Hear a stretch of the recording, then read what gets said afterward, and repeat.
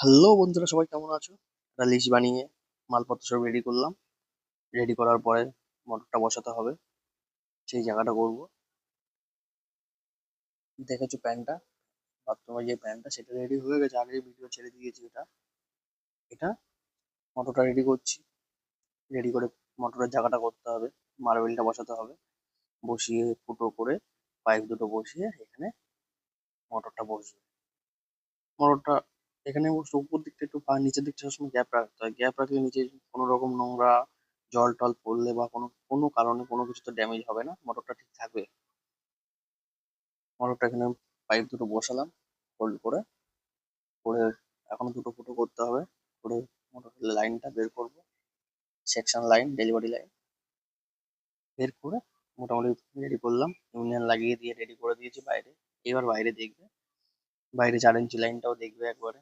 4 ইঞ্চির মাপ চোখ হচ্ছে, করার পরে মলের লাইনটা ওখান থেকে বেরোবে। এটা লাইন, এটা সেকশনের লাইন। এই লাইনটা উঠে গেছে গ্যাস পাইপের জন্য। গ্যাস পাইপটা আরো হাইট হবে।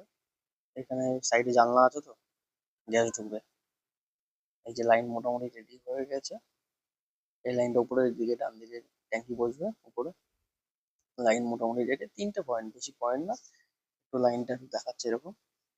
দুটো লাইন একসাথে উঠিয়েছি, একটা ডান দিকে চলে যাবে, একটা হ্যালো বন্ধুরা, সবাই কেমন আছো? সকাল সকাল একটা প্যান বসাতে চলে এসেছি। মাল মেটেরিয়াল সব রেডি, পাইপ লাইনের যত সরঞ্জাম আছে সব রেডি করে রেখেছি। ব্যাক সাইডে কাজ হবে আরো। মেজারমেন্ট চলছে এখন আমাদের প্যান বসানোর জন্য। ভালোভাবে মেজারমেন্ট করতে হবে, ওখানে ভাঙতে হবে, ভেঙে চুরে লাইন। প্যানটা বেশি হাইট করা যাবে না, এটা মেজারমেন্টটা মাথায় রাখতে হবে সবসময়ের জন্য। একটা ধাপ করা যাবে না অ্যাকচুয়ালি। বাথরুমের মধ্যে বেশি হাইট করলে কোনো সময়ের জন্য ভালো লাগে না, দেখতে সুন্দর লাগে না, বাথরুমের গেট আপ চেঞ্জ হয়ে যাবে। এটা ডাউন করে দিয়েছে, আরো ডাউন করতে হবে। আমি ডাউন করতে হবে। এই সাইডে বাঁদিকে যেটা রয়েছে 3 ইঞ্চি লাইনটা, ওটা আউটলেট। আর এটা তোমার প্যানটা বসবে। মশলাপাতি সব রেডি করে তোমার যত রাবিশ টাবিশ আছে সাইড দিয়ে দিয়ে দিলাম, ভালোভাবে টাইট করে দিলাম। মশলা রেডি করলাম, মশলাটা মাখাতে হবে। এখন মাখাবো, জল ঢালছি আমি। ভালোভাবে জল ঢেলে মিক্স করতে হবে। সিমেন্ট বালি সব রেডি আছে। এবার ফিল্টার দিয়ে প্যান দেওয়ার মতো ভালোভাবে বসাতে হবে ফিনিশিং করে।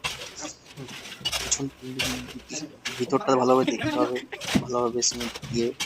এটা মাথায় রাখতে হবে, সবসময় মিস না হয়। ভবিষ্যতের কথাও চিন্তা করতে হবে, তাহলে তোমার লাইফ টাইমে কোনো প্রবলেম হবে না। সবসময়ের জন্য এটা মাথায় রাখতে হবে। আমাদের মধ্যে কাজ কথা হচ্ছে, অনেক কথা হচ্ছে, একটু মনের মধ্যে হাসিও আছে, আর একটু ইয়ার্কিও হয় মাঝে মাঝে। আনন্দ আছে। এবার মশলা দেবো, মাখানো হয়ে গেছে। এবার মশলাটা দেবো, মশলা দিয়ে ভালোভাবে ফিনিশিং